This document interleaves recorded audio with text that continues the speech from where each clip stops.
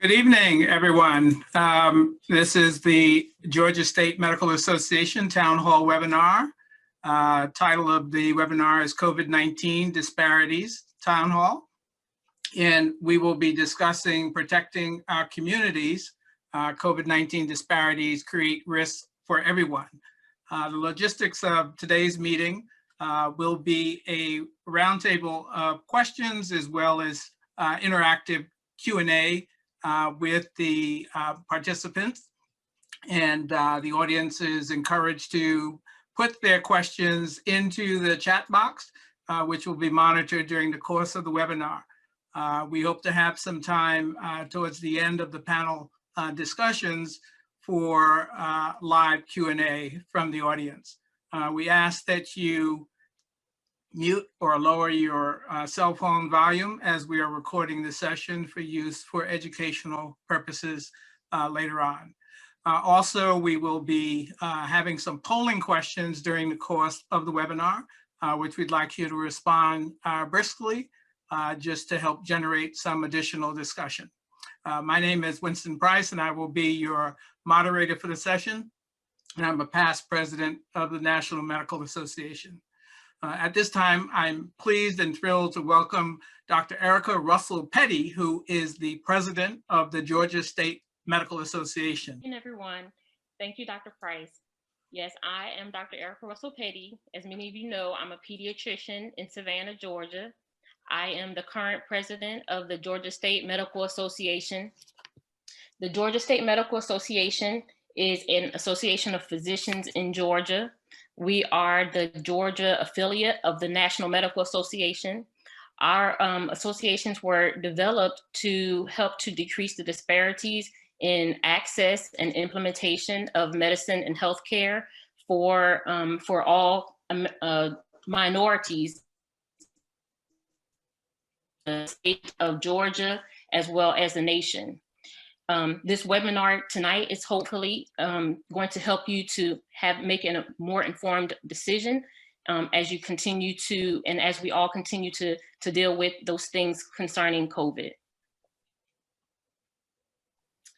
And Dr. Price, I'm going to let you go ahead and get started, and then we'll come back to other things later. Okay, definitely. And I'm going to just briefly tell you the dynamic individuals that we have for this particular webinar. We are thrilled we have the Mayor of Savannah, Mayor Van Johnson. We have Pastor Kenneth Roche of the Branded Hearts Church. We have Pastor Thomas Sills of Connors Temple, and there may be other pastors who join us along the way. So what we're going to do as a start off to generate some discussion is to ask you to respond to a poll that I'm going to place into the chat box, and please respond as briefly as you can. And so, have you received either the first or the second COVID-19 vaccine?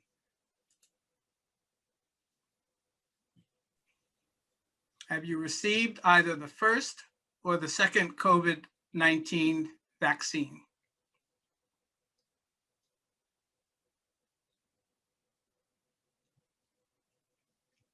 Sixteen more seconds. Great. So 75% of the individuals have received the first or second dose of the COVID vaccine. We have 25% who have not as yet. Okay. So one of the important aspects to this particular town hall is really to unearth some of the myths about the vaccine as we talk about COVID-19 in general. And I'm thrilled that the individuals on this call, which means we're somewhat preaching to the choir with regard to COVID-19 and the importance of the vaccine. But overall, across the United States, we're very concerned because there is a definite disparity, not only in the availability of the vaccine, but in the acceptance of the vaccine across the people of color. And so that's something that we want to address in this particular webinar and find solutions to increase that particular parameter. And why is that important? Well, we know from the onset of COVID-19 here in the United States, there's been a striking disparity in the number of hospitalizations, deaths, as well as morbidity and disease related to COVID-19. That certainly is no surprise with the degree of disparity in healthcare in general, but that is a marker of what we can expect long-term with regard to this disease. And so while we understand that the most effective mechanism for dealing with COVID-19 are very simple public health initiatives of masking up, social distancing, washing hands frequently, and avoiding congregating in indoor spaces with people greater than 10 to 15, particularly if it's outside of your immediate family, are the greatest things that an individual can do. But because of the kind of mentality that we see in the United States in particular, there's a resistance in certain pockets to do that. And so the vaccine provides a mechanism to helping us eliminate this pandemic in our population. So I'm going to also ask some particular questions to some of the attendees, but I want to take this opportunity to have Dr. Petty introduce our Mayor, Van Johnson. Yes. So this evening, we also wanted to, as we are partnering with many people throughout our communities, have our Mayor, Van Johnson, to speak a little bit about just some of the things. I know he's been asked and confronted with a number of things, the COVID pandemic and so many things. So Mayor, would you share your comments with us?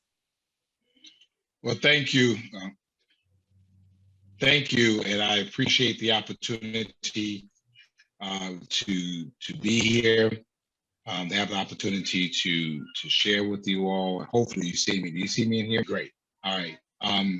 And again, I appreciate Dr. Price, certainly appreciate our very own Dr. Russell Petty. We continue to live in some of the most challenging times that our generation has ever known.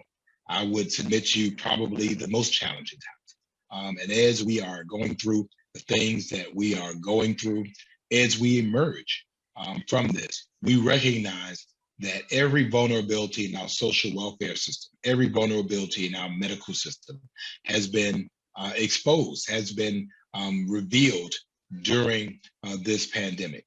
Everything. Those who were poor got poorer.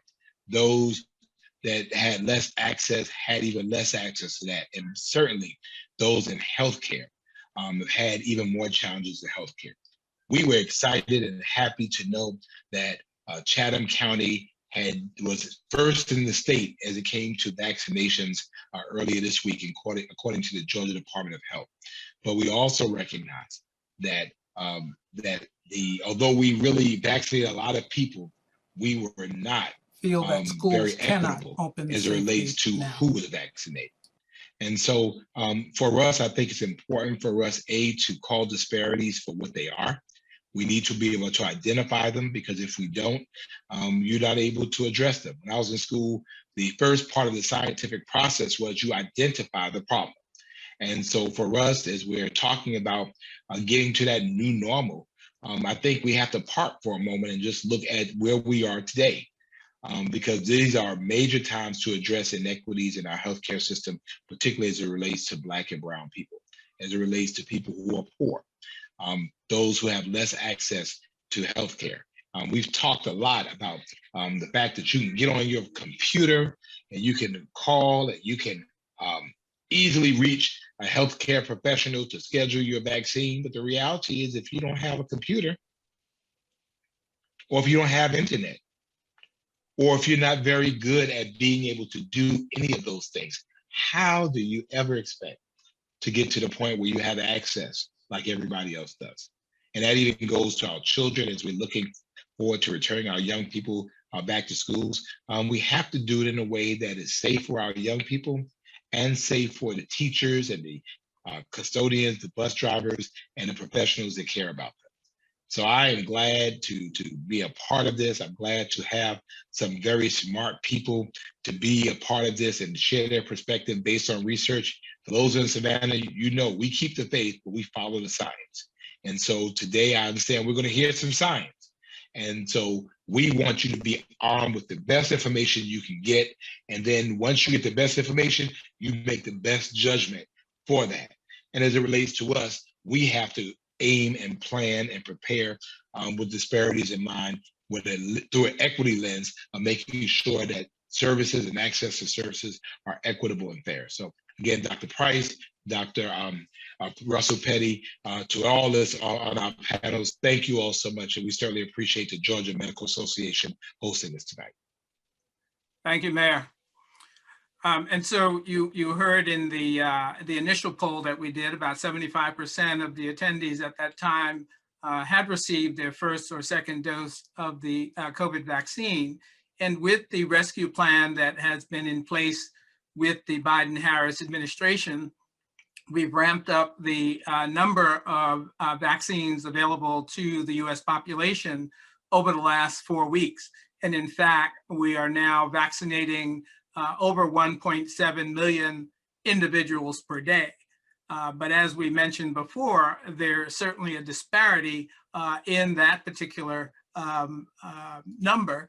And in fact, the latest figures that I looked at earlier today, of the 1 million doses of vaccine that's been administered here in Georgia, only 9% of those individuals received their first dose, with another 402,000 receiving the second dose. And I believe the last numbers, and correct me if I'm wrong, Dr. Petty, less than 7% of those individuals are people of African-American descent. And so there's a lot of work that we have to do to improve that. And that's been sporadic over the United States, with some states going as high as 22 and 23%, but it is still disproportionate to the African-American people of color and indigenous populations in those particular areas. And so we have our work to do in correcting some of the misinformation about the vaccine, and that's what we want to unpack during this particular webinar. And so we have some clergy amongst us, and we know that clergy have a way of talking to their congregations to move them in the right direction, to sway them, to convince them to do the right thing. And I'm thrilled that we have Pastor Sills. So one of the issues that have been raised by a number of organizations is, how can we move the vaccine from the silos that were set up in certain communities into locations of trust and into locations where people are likely to visit more than going to clinics that may be inaccessible. And so tell us, Pastor Sills, where do you think the the church, the Black church in particular, stands in helping to overcome some of these disparities in vaccine administration? Well, first of all, I think is education. And one thing you are running into when it comes to the Black church, people really not being informed on the pros and the cons. You know, I was one who was very cynical at the onset of the virus and deemed I was not going to get it. I was not going to participate in it, but later changed my mind and have received both vaccines and are urging our congregants to do the same. So I think, first of all, it takes education. It takes you really trying to get the information and teaching our parishioners that it's okay. We had the same fear when it came to the flu vaccine and other vaccines. So I think when we, first of all, educate, and I think once we educate, the doors of opportunity to bring it into our community will be here, just as here in Savannah, one of our fellow co-laborers, Pastor Charles Robeson and the Kingdom Life Christian Fellowship Church has partnered with a local hospital here, and they're offering a free vaccine clinic, I think one day next week. And so if we inform our people, then I think the doors of opportunity, other churches, especially the leaders, will really push the vaccine and say, hey, we're going to have to do this in order to get to some level of herd immunity and to get to some level of life back to normal as much as we can. Great. Thank you. Thank you for those points. So the next poll we're going to do, and again, I'd like you to respond as quickly as possible, is I feel that schools can reopen safely now. Please enter your responses.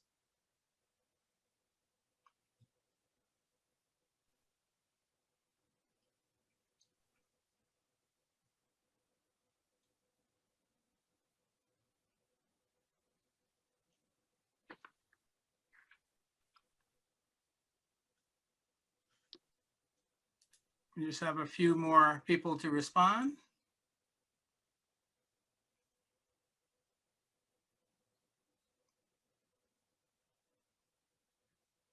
I'm sure some people are thinking about it while they ask their kids for an answer.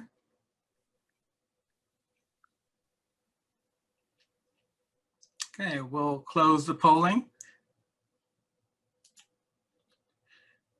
So 100% of the individuals on this call, the ones that answered, and that represents a good 80% of the individuals on the call, feel that schools cannot open safely now. All right, so I'm gonna inquire from Dr. Petty what her viewpoints are. She's in pediatrics, and so she has a vested interest in the children who are going to school.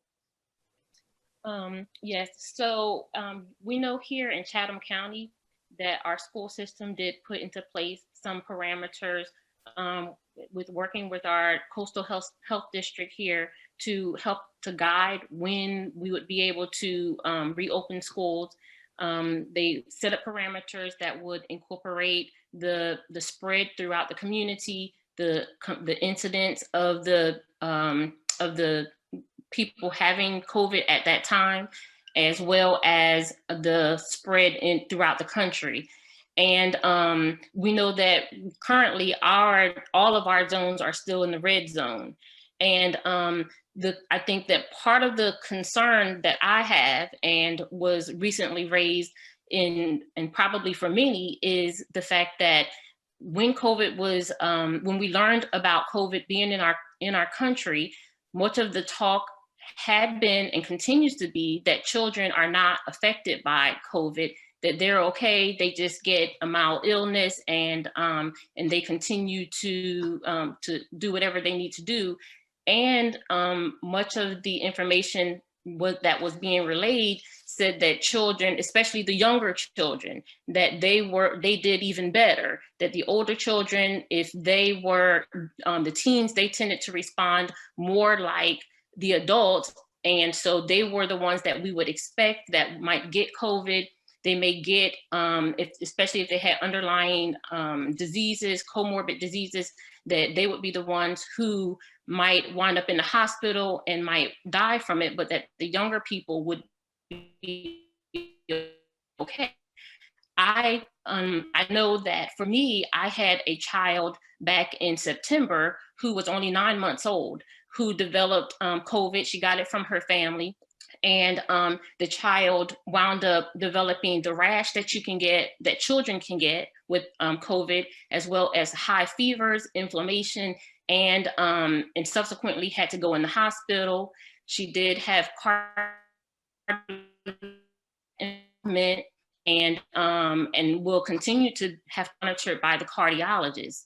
And so I only had that one patient back in September, but then more recently, so since the beginning of 21, I've had 2 more patients who have developed COVID, and from different, whichever sources. One is a 7-year-old and one is an 8-year-old.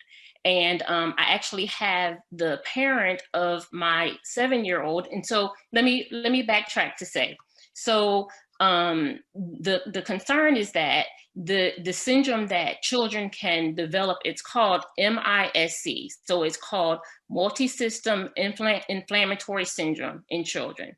What this syndrome consists of is those children have to have had a past infection or concurrent infection with COVID.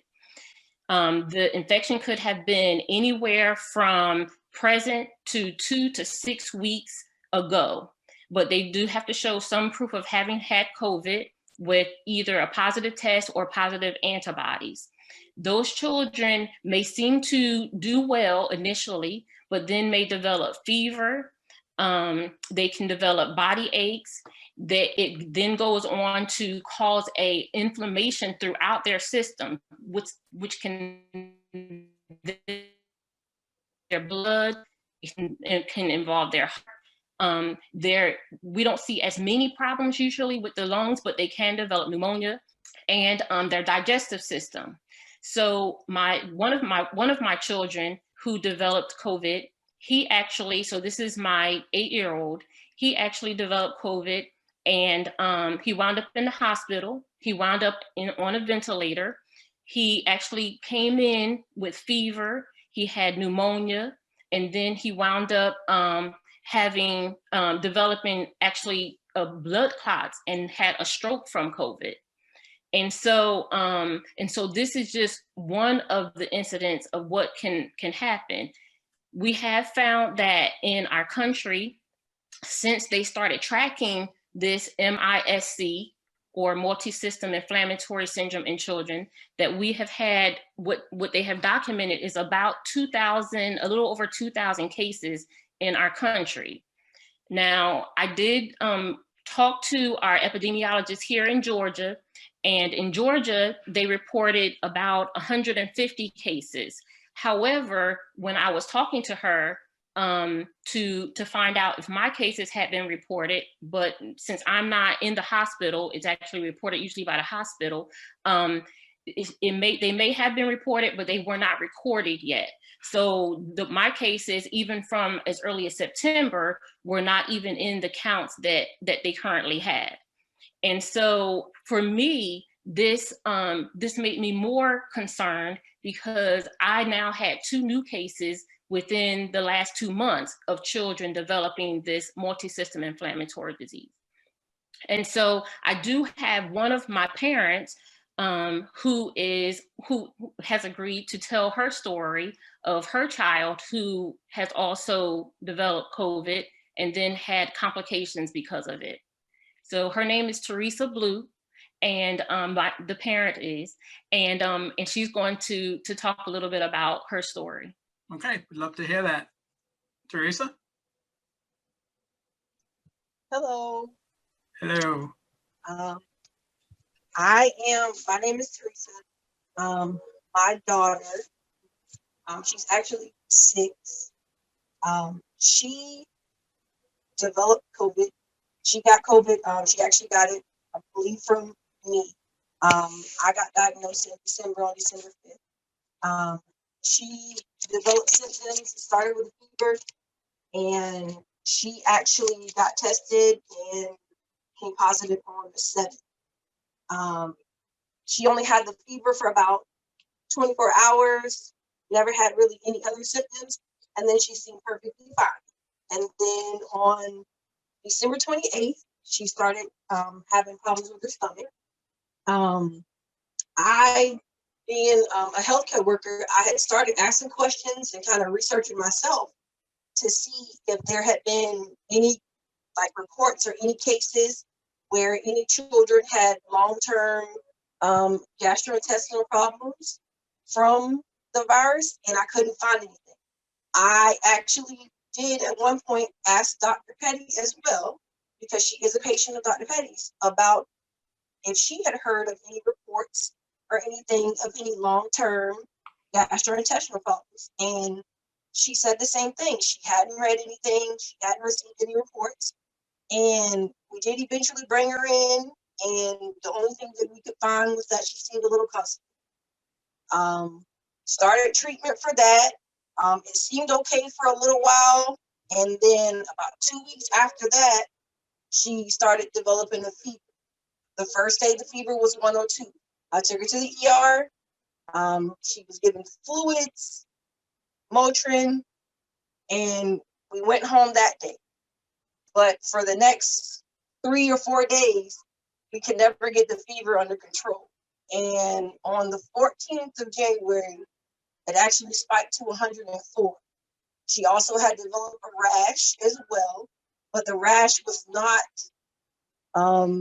it didn't actually look the same as some of the pictures and stuff that you'll find for the MIS. Hers actually looked a little different. So at first, we thought she might have had an allergic reaction, and we tried Benadryl first, and that didn't work.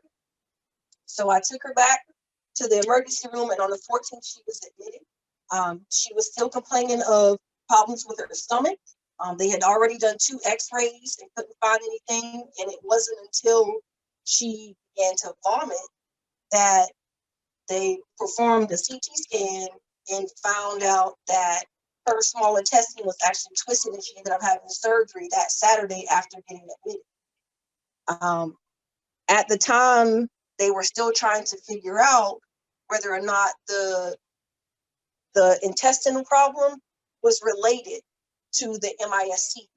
So even then, while I'm there, it just seems like there's still so much that the doctors and the nurses and everybody is still trying to learn and figure out about this virus and everything it does and how it affects all the kids. Because the infectious disease doctor and the surgeon were actually talking and going back and forth trying to figure out if the 2 situations were related, because they weren't sure. Mm-hmm. So right now, she was there for about a week total. She has gotten released, but since then she is still having some issues, some cardiovascular issues with her heart, and she's still being monitored by a cardiologist. Currently still taking, she now has to take an 81 milligram aspirin every day. She's also being monitored right now by an endocrinologist. So a lot of follow-up visits, and I just want people, to be aware of all the things that come along with this virus and can come along with it, because at first I didn't know, and I researched it, and there wasn't a lot of information for either myself or Dr. Petty to get at the time. And the doctors at Memorial still didn't have all the information. And it was, every day was a learning process for all of us at that point. So. We appreciate you sharing your story. And obviously, the initial phase of this particular disease, we thought it was a terrible infectious disease, and that it had its course that was serious disproportionately. But those who made it through the disease were then out of the woods. But we've learned over time that was not the case.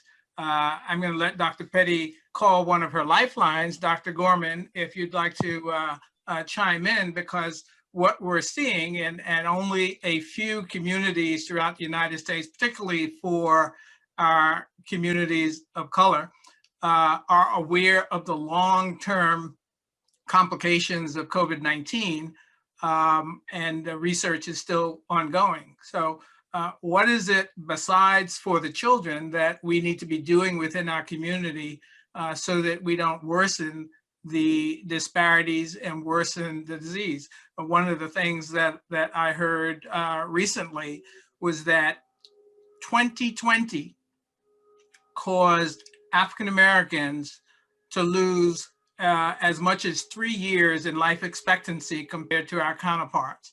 And so, you know, with respect to health disparities that we've been fighting for many years to do, we're going backwards. And we have some ground to make up. And we know without the concerted effort and funding and attention to addressing health disparities, we're going to be back at square one. And I think the last time we had this decrease in life expectancy was all the way back in 1989. So we've got a ways to go. Would you like to make any comments, Dr. Corman?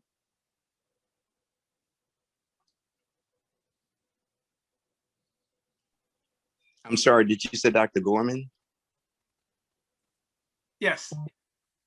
Okay, I'm sorry. I didn't hear it. I was off. Yes, can you hear me? Yes, we can hear you well.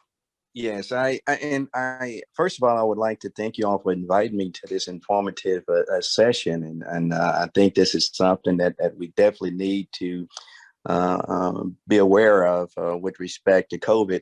I'm a practicing provider in Savannah, along with Dr. Petty. My specialty is cardiology, and I also work part-time at a local clinic and the VA. And one thing that I'm seeing is that a lot of elderly veterans are really getting the vaccine. So, and they are asking questions about that because they are asking me, should they take it and so forth. And I recommend it. And I was somewhat reluctant initially when it first came out, you know, with the scientific mind and reviewing the studies and so forth, and the low number of people of color who was involved in the studies.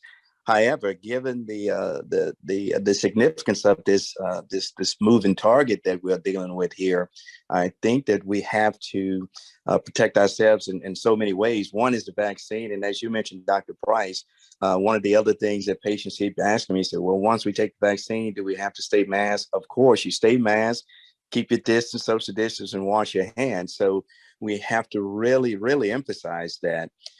In addition, I also work at a local clinic here, and they are aggressive in going to churches and giving the vaccine.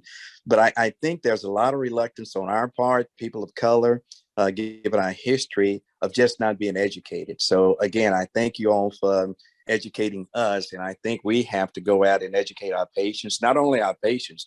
I educate my family members, telling them, please take the vaccine because, you know, we don't have many other weapons against this virus. But thanks again for allowing me to be a part of this session tonight. Thank you so much.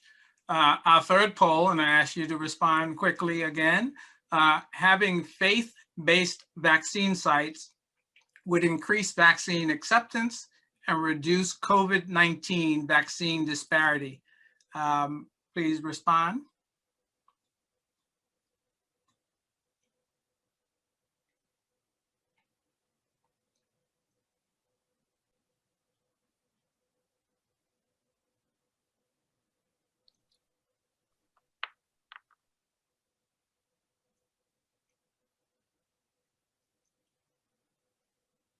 Ten seconds.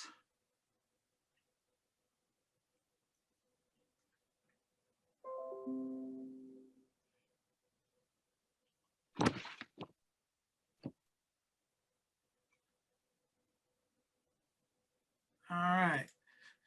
So very interesting. 96% of individuals agree.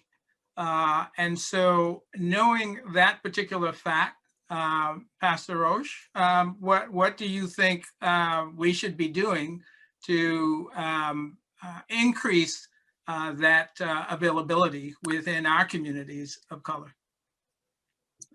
Sure. First of all, good evening, Dr. Price, Dr. Petty, Mayor Johnson, Bishop Sills, my good friend here in the city. And I want to say thank you for allowing me to be a part of this.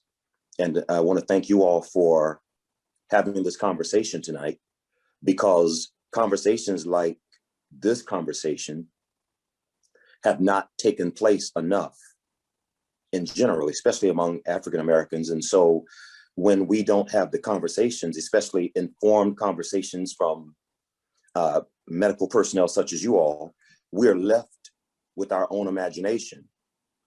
We're left with the history of the times when we haven't been treated fairly or been used or abused when it came to vaccines, which leads to the hesitation among many people in our community. But conversations like this, and also, as your poll just suggested, having faith-based sites for the vaccine, I think that's good, because, you know, historically, African Americans have gone to the church, not just for Sunday morning, but to be informed politically and everything else in the community. And so I think we need to continue in that same vein to realize that it's necessary, even more so now with this vaccine and this pandemic. There are, in many cases, more questions than answers. And so I like to say this when it comes to our church: the people that come to church on Sunday mornings are the ones who live Monday through Saturday. And we have to provide answers for life. And so when we're able to, as much research as we have, when we're able to disseminate that information in our churches and to have conversations like this, and even more conversations, I think it'll increase the comfort level, and people will be able to make an informed decision as to whether they would like to do that or not. In terms of a vaccine, we'll be able to make an informed decision, which will help us tremendously. We truly appreciate that. And the key that I think with the leadership of Dr. Petty, and I believe Dr. Walden is also on the call, who's one of our trustees with the National Medical Association for Region 3. And we have Emmanuel and Shelby Wilkes, also in the leadership of the Georgia State Medical Association. We know that in other communities, there are people who are influencing the flow of vaccines.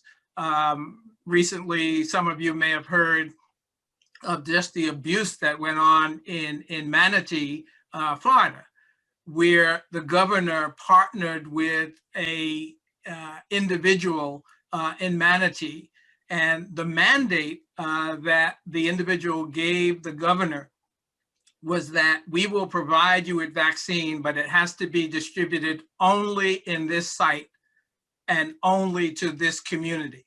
And obviously you can imagine that was not a community of primarily Black, Indigenous, and people of color.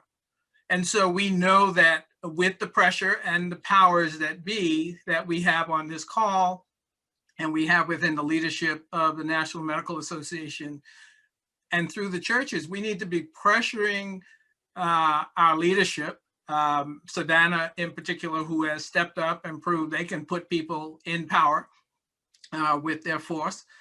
We need to pressure the powers that be in the increased distribution of vaccine to make sure we create, with the expertise of our medical leadership, vaccine distribution sites in the Black churches. You all believe it. We heard the striking complications that can occur not only to young children, but the disparity amongst older individuals. And getting vaccines into the arms of as many people as possible will help us to turn around the economy, get the schools reopened safely, and certainly restore the loss of life expectancy that we've seen over 2020. And so I'm hoping that we can effectuate that kind of might and do that quickly.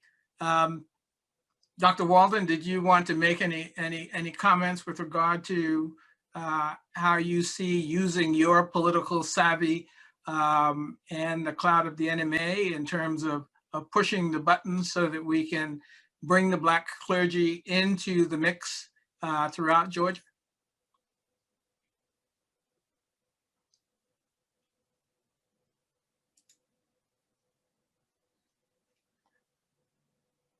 I guess Dr. Walden may have left us. We'll ask one of the dynamic duo of Shelby or Emmanuel Wilkes, if you'd like to chime in with regard to that.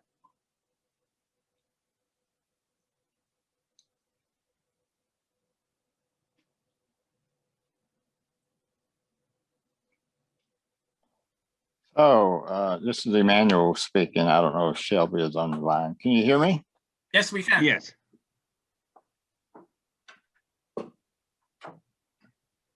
So what I was going to say, I was listening to Dr. Gorman when he spoke about the veterans, how they are all going to get the vaccine. And I see a lot of veterans myself. And I think the reason is, veterans have been conditioned when they were in service to get vaccinated. And I can tell you, I talked to a lot of my patients and asked them if they're going to get vaccinated.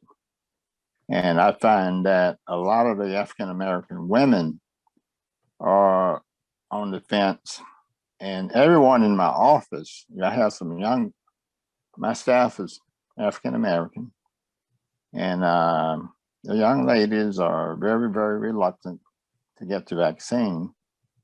And what's even more appalling, I have my son, who is a physician at Duke, he says he's not going to get the vaccine.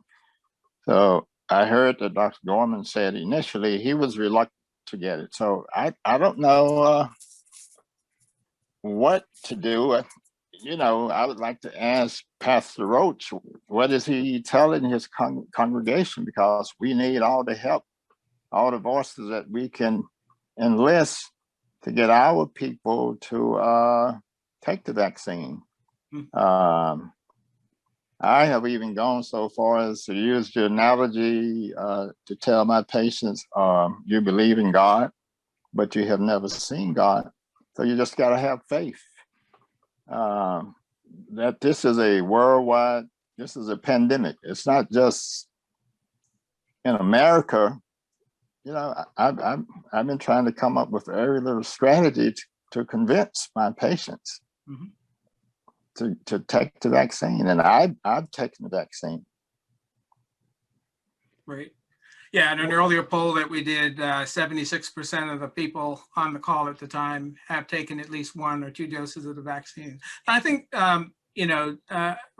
Reverend Sills, Bishop Sills mentioned early in the call, there's a lot of misinformation out there. There's a lot of disinformation. And I think the messaging given through the Black church, given through community-based organizations, to set the record straight, to reduce some of the barriers related to past inequities with regard to research. It's our responsibility to do that. The last thing we want is to get to 2022, 23 and find that our life expectancy is continuing to go down because of some of the long-term effects of COVID-19 and the rapid decline in quality of health related to the disproportionate burden of COVID-19, both disease and the sequela in terms of the economic impact, because we were reluctant to take the vaccine. And there's no way to turn the clock back at that particular time. Dr. Shelby Wilkes. Thank you. Great symposium. One of the things that I've been involved in at my church is putting on kind of like informational forums. I've done about 3 of them. And it was when we were dealing with just what do we do before we get the vaccine. We were talking about remdesivir, we were talking about dexamethasone. and tocilizumab. And some of the members have said that it was that kind of information that convinced them that when it came time to have a vaccination, they would do it. But I don't know if we had not had 3 of them, whether they would have done it. The other thing that I thought was an influential factor is that our pastor, normally we have Bible for Life class on a Wednesday evening from 7 to 8. He expressly used that time for us to give them information about the treatment of COVID-19. Okay. I think that was very helpful. And we had the Fulton County Board of Health come to our church. They've been there about 4 times doing testing. I think that helped. A lot of people got that done. And our pastor is pretty proactive. And one of the things that I did, is when I got my first vaccination, I had a picture taken of me getting it. Right. And I sent it to Kimberly, and perhaps some people saw that. I don't know how widely disseminated that was. I think that helped a little bit. But I'm amazed that seemed to be a little chasm between the adults and the millennials. Some say, yep. Some say, nope. It's almost like a sense of pride that I'm going to push back on this. I'm not going to do this. I said, well, what are you going to do if you get it? Well, I may not get it, and as Emmanuel was saying, you have to come up with ways to be very tolerant of the person not having reached the decision that we have reached, but at the same time, inform them that the best treatment now is to go forward with the vaccine.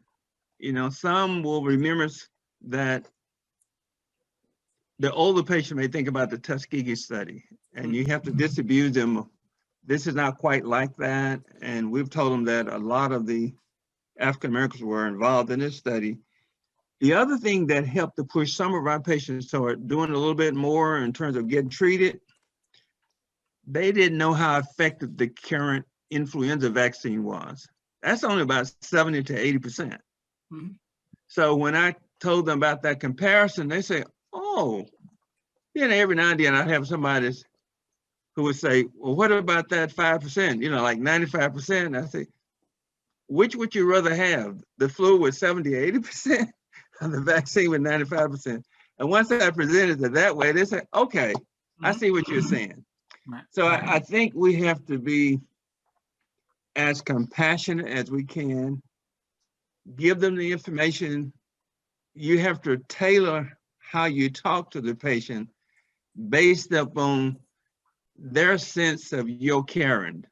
They're doing it in a lot of instances based on filtering through all the information they've heard about on the television from their friends. And it seems like those who know somebody who's died from it, they're ready to have it. Mm-hmm. They're ready to take the vaccine. I don't want it to have to come to that, but I think we have to continue to be prayerful. Some are very religious. Mm-hmm. And I think we have to go the extra mile if we have the time to let them know that we believe in it. Can I just chime in one more time? Sure. We really do have to inform the patients, because as I talk to my patients, some of them think that if you have an underlying disease, you're more likely to die from the vaccine. And I have to explain to them, no, that's not the issue. The issue is if you have an underlying disease, you're more likely to die from the virus if you contract it. Mm-hmm. But here in Columbus, some of the patients that I have talked to, and I have had 3 patients to die from COVID in my practice, that has not fazed my staff. They're millennials, but they're steadfast against having taken the vaccine. They say they got to wait for more information. And I can tell you, I have 6 employees 50% of them have contracted COVID and they all survived it. But that has not convinced them to take the vaccine when their time, when it becomes available for them. I'm shocked. As you heard from Ms. Blue, surviving COVID doesn't necessarily mean you're out of the woods. Right.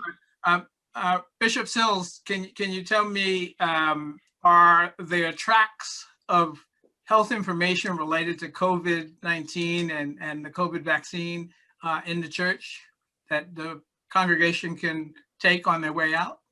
Well, as of right now, no, because most of us are not in our sanctuaries. We are doing live streaming, or we're doing drive-in services.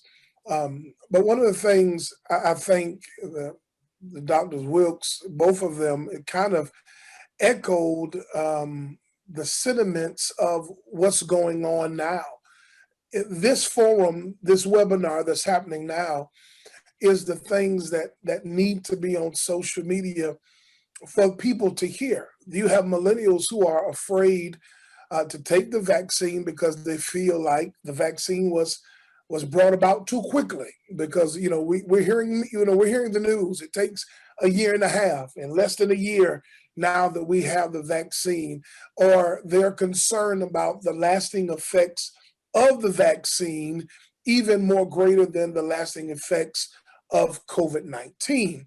And so I think the more that we educate and the more that we spend time telling people the results, I took the vaccine. I decided about a week or so ago to post online both times, showing you pictures of me both times getting my vaccine, sharing with them that I had no side effects.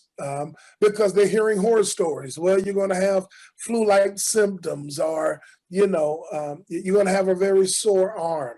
And so once we get to educating our people, I've had people since seeing me get the shot decided they were going to get it. Well, I didn't decide to get it until I saw my doctor go live on Facebook doing it.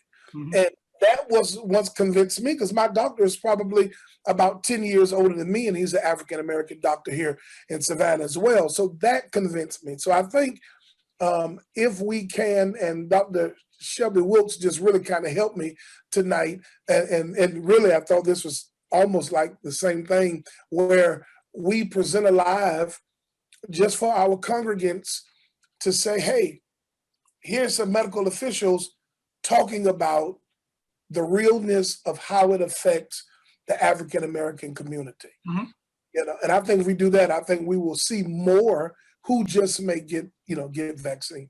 Right, we appreciate that. And we understand that you're not doing the face-to-face services, but we're assuming that you have been using the technology to have virtual services and prayer meetings and virtual tracks. We can provide you with all of the information to put COVID links and information to help them understand that the vaccine is safe, that the term Operation Warp Speed was probably not a ideal one to use, but the vaccine went through all of the scientific scrutiny to determine whether it was safe. And so we can answer those questions. It's safe in pregnancy. While there wasn't individuals who were recruited to the vaccine studies who were pregnant or planned to get pregnant, there were a significant number of individuals who were pregnant or got pregnant during the course of the vaccine trials, and they had safe deliveries, and they continued to have breastfeeding with no complications. And we're actually moving down. There are some smaller trials for children as young as 12 years of age. And so we're hoping by the third quarter of this year to have the vaccine available to younger children. Pastor Thomas, what kinds of initiatives are you doing in your church? And is there anything that the Georgia State Medical Association can do to assist you with your congregation? Just unmute yourself. Still talking to me? No, Pastor Thomas. if you can unmute yourself and just share with us.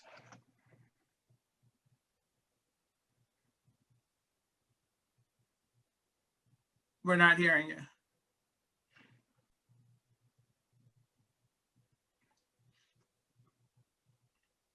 All right. Can I jump in for a sec? Sure. Oh, there it is. Oh, Okay. there is. All Okay. right. I just unmuted it. Yes. Okay. Yeah, I want to. I'm down here in Florida, Jacksonville, and Florida's been just a hotbed of controversy due to the political climate. And the information I'm hearing from the doctors tonight, and the idea of exposing our churches, our influence, along with the proper information, I believe is the key, because of what we're overcoming to get our congregates to step forward.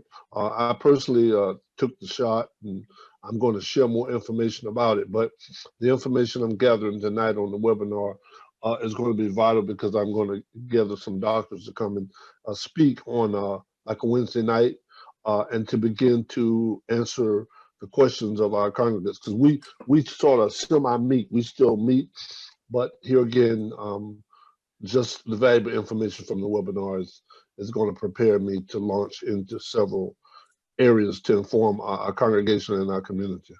Okay, great. And I'm going to speak for Dr. Petty to say that with all of the physicians we have in the Georgia State Medical Association and in the Florida State Medical Association, we want to make ourselves available to any of your congressional meetings, congregational meetings, and we will certainly work within the construct of whether it's a webinar or a teleconference, just to make sure you can have one of the physicians or health providers available to give the facts about COVID-19 and the vaccine. So that's a pledge that I hope Dr. Petty will echo in her closing remarks, which we're going to allow her to do in about 2 minutes. We're going to take a comment from James Bennett and then from Dr. Shelby Wilkes. Okay, my name is Dr. James Bennett. I'm a urologist in Atlanta, and I've done community outreach for more than 30 years. My primary practice is the practice of prostate cancer. I informed the state more than 6 weeks ago that I had a sub-zero freezer, and I wanted to use that freezer as a distribution center for our local physicians, and I still to date have not heard back from them. The obvious problem, I think, is what you guys are talking about, but the bigger problem is the discriminatory practices that's going on with the distribution of these vaccines. Most of my patients have to go out of the city in those red states and red counties rather to obtain the vaccine. I participate heavily in the management at Emory Midtown, and one of the meetings we had last night talked about only 14% of Georgians that are African Americans have received the vaccine. More than 50% of white Georgians have received it. The biggest problem is the availability of these vaccines, and that's where I think a lot of our focus need to be directed. Right. And I'm going to apologize if we go over a few minutes, but Dr. Walden has rejoined us, and I want to give her an opportunity very briefly to talk about how we can use the might of the National Medical Association regionally to enact some pressure. Dr. Sneed is also with us, and she can chime in, but I think Dr. Bennett's comments are true to form in that we need to use our political clout. Dr. Petty initiated and working with the leadership in Savannah and all of the election campaigning tools to show that we have might. But if we fail to use it with regard to putting pressure on this vaccine distribution, we'll have problems. Dr. Walden. Yes, thank you, Dr. Price, and thank all of our panelists for being a part of this webinar tonight, which was very informative for all of us. And I think we need to continue the dialogue and most importantly, of stressing the importance of our people getting their vaccines. And we can do that is giving our own testimonies and trying to get various agencies and companies and hospitals to come into our communities. That's what I did today. I work at the VA, and I told them, I said, look, there are veterans in all of our small towns. We need you all to come to the towns and not have them come all the way to you. It's so far away. And we voice not make a difference. We got to give our testimonies, and we got to tell it like it is. I have people who call me from North Carolina. They can't even get vaccines, the Blacks, because most of the whites in certain communities are the ones making the appointments and getting the appointments. And when they try, there are no more vaccines. So I had to get in touch with legislators in the area and tell them, look, you got to do something about this. It's got to stop. This racism and health inequity is not going to get better until we attack it head on. And we've got to do that throughout this nation. We have got to get racism under control. These injustices have got to stop. That's been going on. And with COVID-19, I must say, it's been a good thing because it's brought about more of the ugly face of racism and why we need to do what we need to do to stop it. So I think if all of us can just set an example and tell it like it is to our members of our church and let them know we have got to get the vaccine. Tell your experiences. I tell them about patients that didn't get it and what happened to them. I tell them I love my family. I don't want to give them the disease, and I certainly don't want to get it from them. So yes, we all got our vaccines. And when they hear these stories, it gets to them. It really pierces the heart and makes many of them, and they'll call me and say, I'm so glad you said what you said, because now I got my vaccine and I made sure my family got theirs. So we cannot stop. We got to continue, even though the numbers may look like they're going down. Some of them are because people aren't getting tested as much, but people are still dying.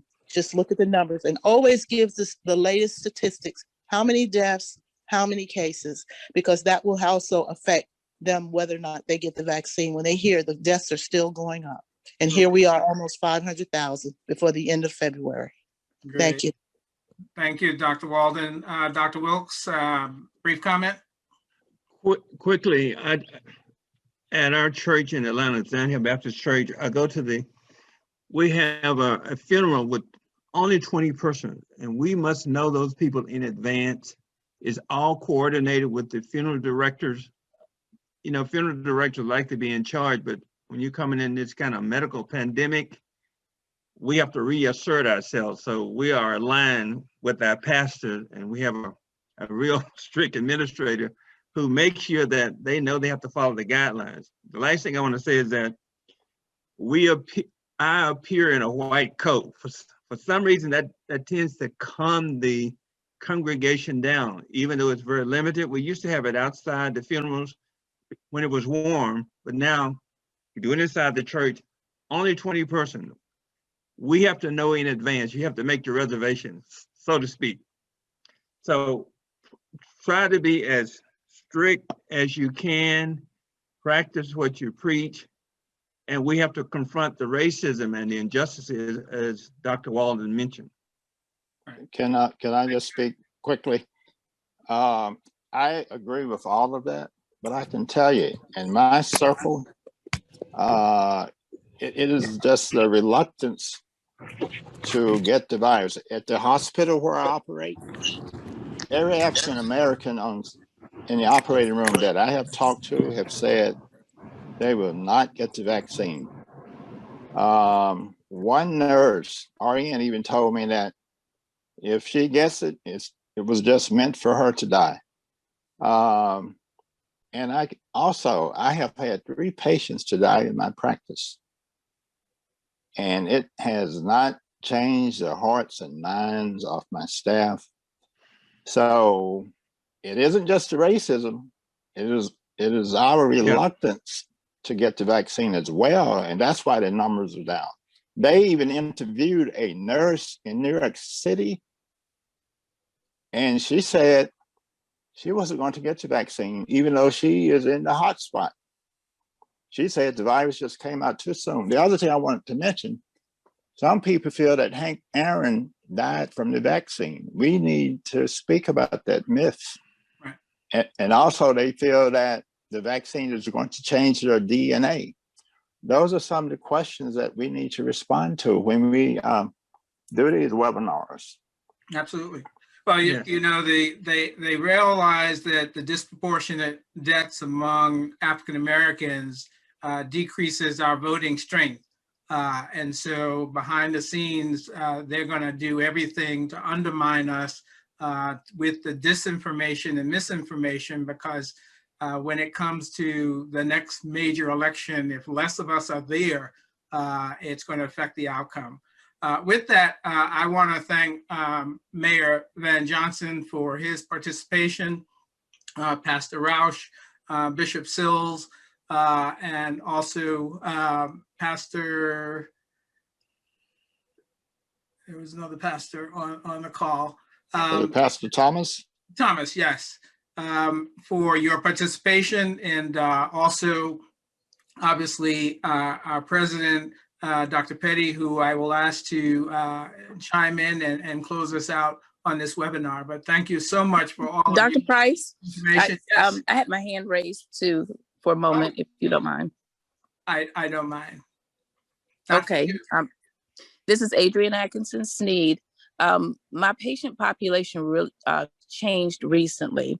So I am serving a lot more of the patients that don't have the financial means, they don't have the same insurance that my other patients had. They feel defeated these days. They have been trying to get the vaccine. I've only had 2 patients probably in the last month who said they didn't want it. They all want it, but now they feel frustrated that they can't get it, that they have started to have COVID parties. So what you hear on TV is true. So right now I have a family of 12 people who have tested positive, ages from 2 to 84 in the same household, and 2 tests are still pending. They're all positive and they're all symptomatic. But they thought that the best thing to do, because they could not get access to the vaccine, the best thing to do was to try and get natural immunity. And so that is the thinking, that's the thought process. And they're not the only ones. I had patients 2 weeks ago, they knew they were positive and had a party with 50 people in order to, they call it the vaccine party, 50 people, and they all came up positive. And so now it's exponential. So that's the mindset, that they feel frustrated, defeated, and they're trying to come up with the next best method because they don't think they can get the vaccine. It's not that we don't want it. They just don't think they can get it. And I think that some of the numbers that are coming out are not accurate for many reasons, but I've seen more positive patients in the past 3 weeks than I would have ever imagined. And that's not even my area of practice. So, but I feel responsible that, okay, you must, you need to be tested and so forth. I mean, I had to pull 2 children out of school today, a 6-year-old and an 8-year-old who tested positive, who were in school. But guess what? How does that get reported? So there are a lot of other parameters to this that we need to stop the exposure. We also need to get the vaccination out. But one of the things last thing I want to mention is that you mentioned, how do we get it out as far as the churches and the clergy? I think that there should be, getting a PR company, someone who can actually promote it. But I think when the pastors of every church, especially the more popular pastors, if you will, if that's the proper way to say it, if they would go on, a PR campaign and say, I got the vaccine, I got the vaccine. And I think that people trust their church and they trust their pastors. And so if those pastors do something promotional, I think that will gain some trust with a lot of people. Thank you. Thank you. But they have to do it first. Yeah, and recognize the Congress of Black Churches is working on an initiative and a PR campaign as you speak.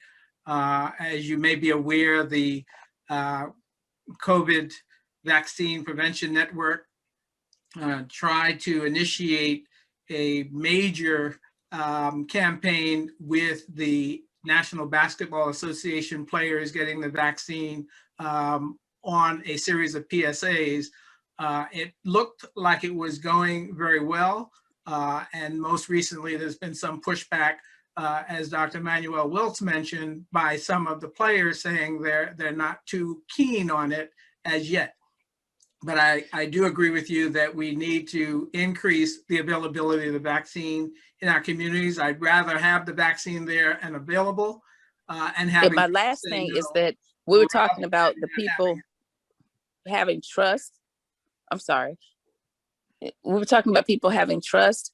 You know, a lot of our membership or a lot of our patients in our community, reality shows are huge right now.